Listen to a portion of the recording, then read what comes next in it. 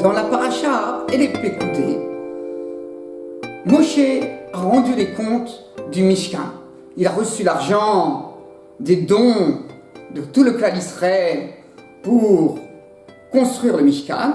Et dans la paracha, il explique dans tous les détails, voilà, le Kesef, l'argent il allait à cela, l'or il allait à cela, l'étain il allait à cela, etc., etc.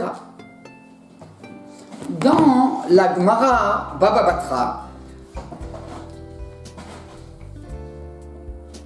à la page 10 au recto, il nous dit Amar Rabbi Ria Baraba au nom de Rabbi Yoranan. On a deux versets qui parlent de la tzedaka. Un, il dit Lo yoil on beyom ivra. L'argent, ça ne vous servira à rien au jour de la colère, c'est le jour de Guinam. Mais la tzedaka, ça sauve de la mort. Et en fait, on apprend de là, on nous dit qu'on apprend de là que la tzedaka protège du din du Guinam. L'autre verset, il dit Lo yoilu otzrot recha. Les otzrot qui sont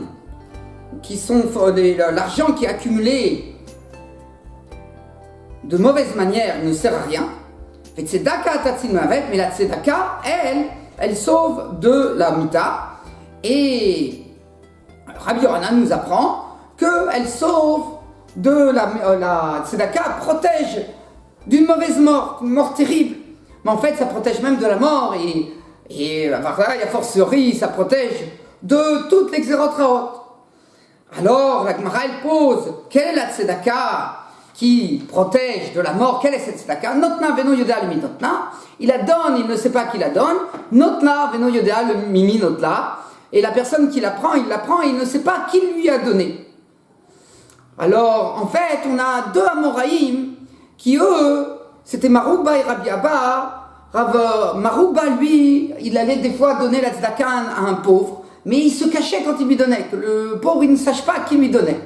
Et Rabbi Abba, c'était le contraire. Lui, il se présentait parmi les pauvres et il jetait de l'argent derrière lui, et les pauvres, comme ça, ils pouvaient ramasser la tzedaka. Alors lui, les pauvres, ils savaient de qui ils prenaient, de Rabbi Abba, mais Rabbi Abba, il ne savait pas qui donnait, tandis que Marouba, lui, il savait à qui donnait, mais le pauvre qui prenait de lui ne savait pas qui lui donnait. Alors on nous dit que non, ça c'est pas la meilleure tzedaka. La meilleure tzedaka, c'est de donner de telle manière que ni la personne qui donne, il ne sait à qui la donne, ni la personne qui prend, il ne sait à qui prend. Comment c'est possible? Alors on dit, mais c'est simple, il donne dans une caisse, une coupa de tzedaka. Alors, Rabbi Eliezer dit, comment c'est possible? Rabbi Eliezer Ben Yaakov, il a dit, un homme, il ne doit pas donner un franc, 1 euro dans une coupa de tzedaka, s'il ne sait pas que la personne qui est nommée qui est en charge sur ce coupa de tzedaka, il est comme Rabbi Hanania ben Toradia. Alors on dit effectivement, non, on parle que quand est-ce qu'elle sauve? Quand on donne la tzedaka à un endroit où la personne qui est chargée de s'occuper de la coupa, c'est quelqu'un comme Rabbi Hanania ben Toradia. En fait, Rashi nous dit, le Tosot ici nous dit, on n'a pas besoin d'être sadique comme lui, mais on a besoin de quelqu'un qu'au niveau de l'argent, il prenait pas, il se mettait, on craignait pas qu'il se mette de l'argent dans la poche. Et Rabbeinu Gershom, il dit un autre pshat. Il dit de quoi il s'agit. Ouais, aujourd'hui, on n'a pas déjà un Rabbeinu Gershom. Et là, on parle de quelqu'un qui sait s'occuper des pauvres. Ça veut dire, il sait à qui donner l'argent. Il fait les calculs, il regarde, il y a des dossiers qui passent devant lui, il sait exactement ce que chaque pauvre il a besoin. Si c'est un pauvre qui est sérieux, si c'est un vrai voleur, et il donne l'argent là où il faut. Si on sait que la personne qui s'occupe de la caisse, c'est quelqu'un qui sait où on met l'argent, alors, où il va aller l'argent, alors à lui on peut confier. Sinon, alors ça sera peut-être mieux de donner soi-même, et donc on peut, comme ça, grâce à ce Rabbeinu Gershom, on peut comprendre ce qu'ils faisaient Marouba et Rabbi Abba, qu'il n'avait pas une coupa comme ça, et ils préféraient donner eux-mêmes l'argent. On a une autre Gemara, dans la page 9 de la Gemara Baba Batra, qui nous dit comme ça, Tanu Rabanan, c'est un enseignement des Tanaïm. On ne fait pas les comptes, le tzibur ne fait pas les comptes avec un gabay tzedaka, avec quelqu'un qui est chargé de s'occuper d'une coupa tzedaka, on ne lui demande pas des comptes. Et pareil dans le Hekdesh, donc quelqu'un qui reçoit des gizbarim, qui recevait l'argent qui était donné pour le temple, pour les sacrifices, ou même pour le temple, pour s'occuper de rénover, de s'occuper de tout ce que le temple il avait besoin, ça veut dire même les murs qui se cassaient, etc., repeindre, etc., toutes les petites choses qu'on devait améliorer au temple. Alors, l'argent qui était remis au Gizbar, qui était la personne qui s'occupait de recevoir cet argent et ensuite de le placer comme il fallait dans le service du temple, alors, le Tzibour n'a pas à rentrer dans ses comptes. Mais c'est pourquoi? Le Passouk, il nous dit, on a un Passouk dans le prophète qui nous dit on ne faisait pas les comptes avec les gens à qui on donnait l'argent. C'est à l'époque ils ont restauré le temple. La tête, l'Osam Lara, qui donnait, et ces gens ils recevaient l'argent et ensuite ils le donnaient à ceux qui faisaient. Ils payaient avec ça les gens qui faisaient les travaux pour restaurer le temple.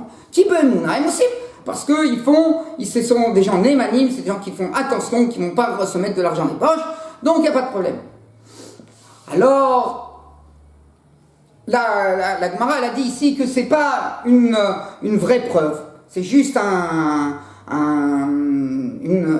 moitié de preuve. Pourquoi? Alors en fait, Tosfot il dit, parce que là-bas, quand on me donnait l'argent, on donnait l'argent à des tzadikim mourim, à des grands justes.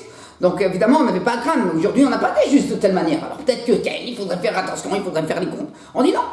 Et le Rachid dit non, pourquoi là-bas c'est autre chose? Parce que dans le temple, il y avait tout à restaurer, c'était très compliqué. Il fallait donner pour les murs, il fallait donner pour les ustensiles, il fallait donner pour plein de choses. Et donc, comme il y avait tellement de travaux à faire, c'était impossible que le Gizbar il fasse attention, il fasse les calculs exactement, surtout comment c'est sorti.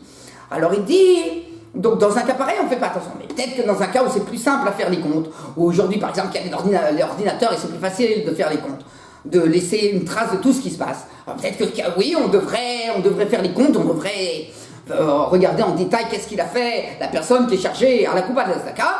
Donc, malgré qu'on apprend de Gemara que non, malgré tout, ce n'est pas une preuve. Rabbeinu Gershom, lui, il explique pourquoi c'est pas une preuve. Il dit parce que là-bas, il s'agissait de l'argent qui avait été pris pour le temple, et donc c'est de l'argent saint, hein. Alors ça, il y a une preuve si c'est pour ça, si c'est pour par exemple pour le temple, pour le tabernacle, on a pris de l'argent, alors ça on n'a pas besoin, c'est de l'argent saint. Par contre, si c'est de la zaka, c'est pas la même chose, parce que ça n'a pas la même sainteté.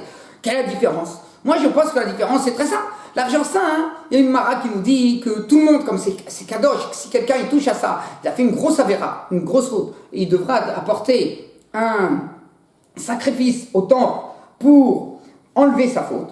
Alors c'est quelque chose que les gens ils ont peur de toucher aux choses qui sont vraiment saintes.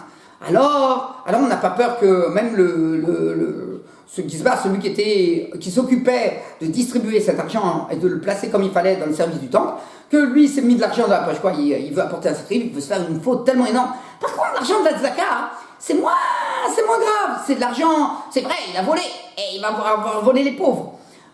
Mais c'est pas ça. Alors comme il n'y a pas la faute en plus peut-être que, alors on aurait pu dire que la personne il a moins peur de toucher. Donc il faudrait peut-être faire plus attention sur la personne qui est en charge de la Coupa de la Zaka. De là on apprend que non, il n'y a pas besoin. Raza ils ont dit il n'y a pas besoin. On a le tour dans les tours Yoredea qui s'occupent des lois de Zaka au chapitre 257, la loi 2, il nous dit comme ça. Gabay Tzedaka Aksherim. Un Gabay Tzedaka, quelqu'un qui est chargé de la Coupa Tzedaka, qui est kasher, qui est un homme, qu'on sait que c'est un homme bien.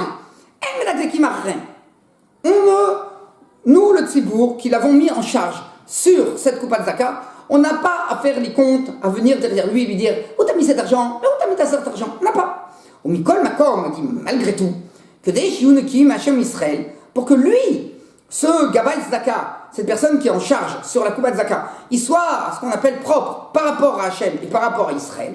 Alors lui, c'est bien malgré tout qu'il rende les comptes. Ça veut dire que nous, on n'a pas à venir lui demander des comptes, mais lui, c'est bien qu'il doit donner des comptes.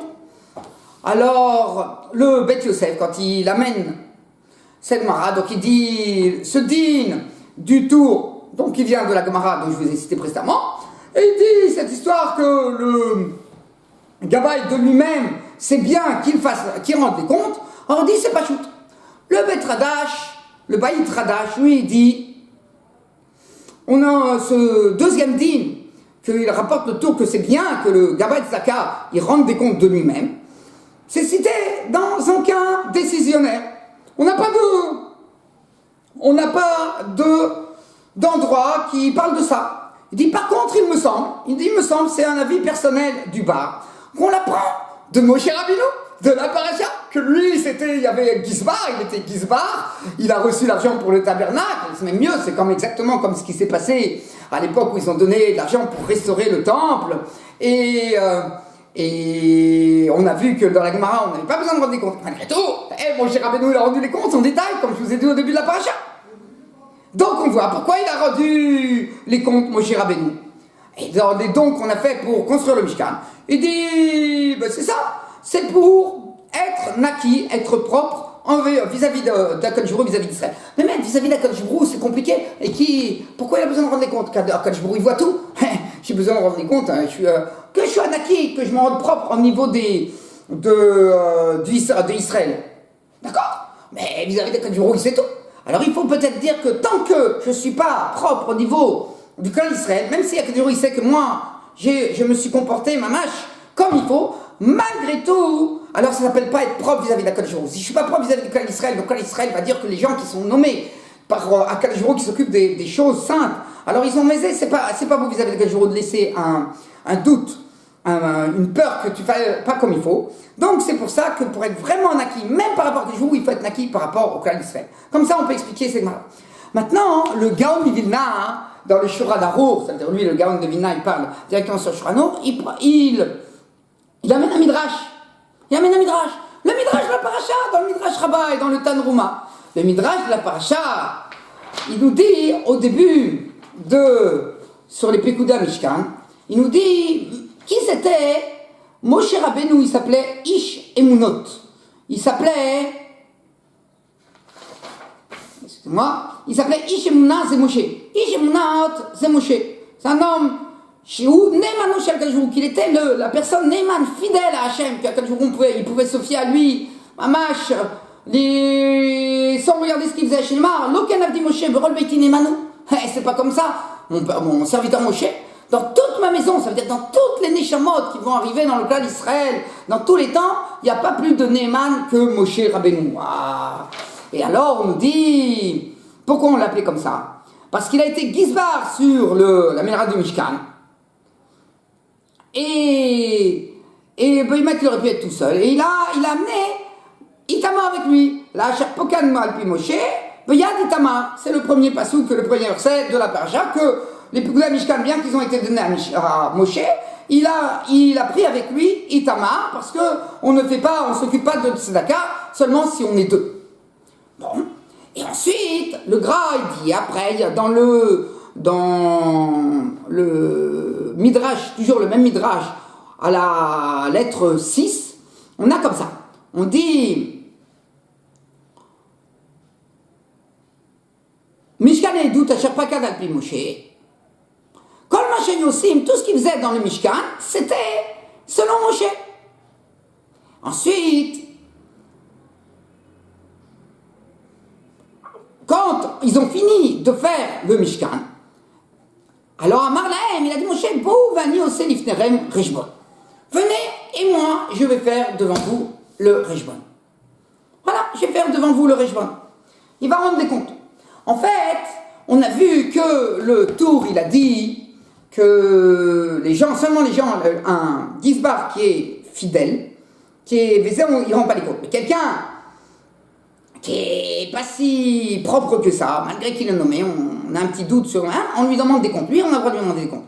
Il y a le Darkei Moshe, et c'est rapporté dans le Rama, il rapporte une chute du Marival, qui dit qu'il y a eu une histoire, qu'il y a eu un Gizbar, quelqu'un qui était chargé, nommé sur la Coupa de Zaka, et au bout de 20 ans qu'il était en service, le Tzibour, il a commencé à dire alors il dit non, cette personne, lui, il n'a pas besoin de rendre des comptes. Pourquoi? Parce que jusqu'à maintenant, il était fidèle, et certainement les gens qui parlaient sur lui, c'était des gens qu'on n'avait pas écouté, c'était pas les meilleures personnes du Tzibour. Donc lui, il n'avait pas besoin de rendre des comptes, même s'il y avait des gens de cette catégorie qui parlaient sur lui. Donc il n'avait pas besoin de rendre des comptes. Il dit par contre, si c'est une personne qui s'est nommée tout seul sur la Coupa de Dakar, ou parce que c'est le roi, c'est le maire Goy qui l'a nommé, et donc on ne sait pas qui c'est cette personne. Alors nous, celui-là, on doit lui rendre des comptes. Bien, si c'est Bémet, on entend des choses qui sont vraiment vraies, on a de quoi écouter, ça fait peur d'entendre quelque chose comme ça sur Rabat Zaka. Alors ça, c'est sûr qu'il doit rendre des comptes. Non, il ne doit pas rendre des comptes devant tout le monde. C'est impossible de rendre des comptes devant tout le monde. Imaginez, il distribue de l'argent à des pauvres, quoi. Alors tout le monde qui va venir, il va rendre des comptes et ils vont savoir qu'il a donné l'argent à telle personne. Oh, cette personne, il est arrivé à tel et tel problème, il avait telle et telle maladie chez lui. Il y a des choses qu'on ne peut pas dire à tout le monde. Alors qui doit rendre des comptes? Il dit rendre des comptes qu'au Dayan.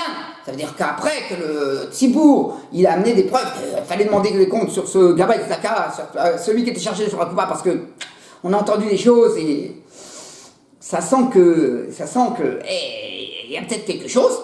Alors, on va voir le Dayan, et le Dayan, c'est lui qui retombe sur le Gabay Zaka et qui lui dit nous. Et alors là, il lui rapporte tout. Il rapporte tous ces comptes sur lesquels on a un doute sur lui. Maintenant, Moshe Rabbeinu, c'était pas comme ça. Moshe Rabbeinu, pourquoi il a rapporté les comptes en fait? Il y a le Midrash, c'est aussi un Yerushalmi dans Maseret Shkalim, mais je vous rapporte, c'est le même Midrash. Il a dit, Velama Marlem Moshe, il nous dit le Midrash, pourquoi? Moshe, il a dit, Boum Nasok B'Mishkan Midarshem Lifnahem. Allez, venez, on va s'occuper de Mishkan et je vais vous faire tous les comptes. Pourquoi? Qu'est-ce qui s'est passé? Et là, Shama Moshe, Litzane Israël, Medabrim Achav. Il a entendu Moshe que les Litzane Israël, les gens qui étaient de la basse classe dans le clan Israël, qui étaient dans le désert, ils commençaient à parler sur Moshe. Quand Moshe, il allait, au moment où on était en idouille devant 4 jours, on était en train de faire le Mishkan, mais on était quand même encore en idouille. Et alors il y avait une tente comme ça, à l'extérieur du camp d'Israël, et Moshe il y allait, et il y avait la Shrina qui venait, alors tout le monde se levait, et regardait Moshe rentrer, et la Shrina arriver, et parlait avec Moshe, etc. Alors, il y a marqué le passage qui dit, le verset, il nous dit sur ça, hein, il nous dit que Veibitu Arare Moshe, et les gens ils regardaient Arare Moshe. Alors, il y a deux Amoraïm, Rabbi Ronan et Rabbi Rama. Rabbi Ronan dit, qu'est-ce qu'ils disaient les gens quand ils voyaient Moshe qui arrivait, la Shrina qui venait, qui parlait avec Moshe, et ils disaient, waouh, heureux quelqu'un qui a enfanté un enfant comme Moshe Rabbeinu. Ah, Rabbi Rama, il dit pas du tout. C'est ça qu'il disait. Il disait, t'as vu comment il a un gros coup, hein, Moshe, hein? C'est bien gras, hein? Bah, il est riche. D'où il a eu tout cet argent, Moshe Rabbeinu? D'où il a eu tout cet argent? Et le deuxième, il lui disait, écoute, une personne qui s'est occupée des comptes du Mishkan, et tu veux pas qu'il soit riche? Ouh là là, quand Moshe il a entendu que comme ça on parlait, comme s'il avait mis de l'argent du Mishkan dans la poche, il a dit, oh, je vais vous rendre compte, vous allez voir, au moindre pièce, je vais vous rendre compte, et vous allez voir que j'ai pas pris un shekel, j'ai pas pris un shekel, 1 euro de ce que j'ai fait au Mishkan, et c'est ça qui a marqué, donc au début de la paracha, et les Pekuda Mishkan, ce sont les comptes du Mishkan. Donc maintenant, selon le Gaon Vilna qui nous rapporte ce Midrash, comme preuve, comme quoi, Gabay de Tzaka Kacher doit rendre des comptes, malgré qu'il n'était pas obligé, parce que pour 3-4 personnes qui n'étaient pas Besséder, qui demandaient des comptes, que Moshe devait rendre des comptes, malgré tout, il nous dit le tour, et c'est ça qui dit le gras, c'est ça qui nous dit le tour, que malgré que toi t'as pas, nous le Tzibour, quand on entend des gens pareils parler sur Moshe, on les fait se taire, c'est tout ce qu'on fait. Mais lui, Moshe, le Gabay, lui, c'est bien qu'il rende des comptes dans un cas pareil. Par contre, pour le bar, que lui, il a dit, il a absolument pas cité ce Midrash. Donc c'est qu'il pense que même si on n'a encore rien entendu de mal, même si rien du tout le monde fait confiance à ce Gabay Tzedaka, il doit donner des comptes parce que peut-être, on a peur qu'au bout de 20 ans, comme l'histoire du Mariveil, que va y avoir des gens qui vont parler. Donc il vaut mieux, sois naquis, rends des comptes comme ça, t'auras pas de problème. Maintenant, Baruch Hashem, nous sommes bientôt avant Purim, on est déjà Rodesh Hadar Bet. Alors, on a le Rav Gedge, il s'occupe très très bien des Avrerim du Kollel. On a 100 Avrerim qui sont du Kollel, du Dat Shlomo, et c'est vraiment un homme de confiance. Et c'est la meilleure tzedaka qu'on peut rentrer parce que vous la donnez, vous savez pas à qui ça va aller au Avrerim du Kollel. C'est un grand zrout, un grand mérite de donner la tzedaka pour Rav Mirail Gesh, pour son Kollel. Alors tout celui qui peut aider, le Kollel il a besoin, tout celui qui peut aider, peut émettre, c'est un grand zrout. Il a le zrout de la Torah, il a le zrout d'une tzedaka beseter, il a le zrout d'un argent bien placé. Shabbat shalom veroach.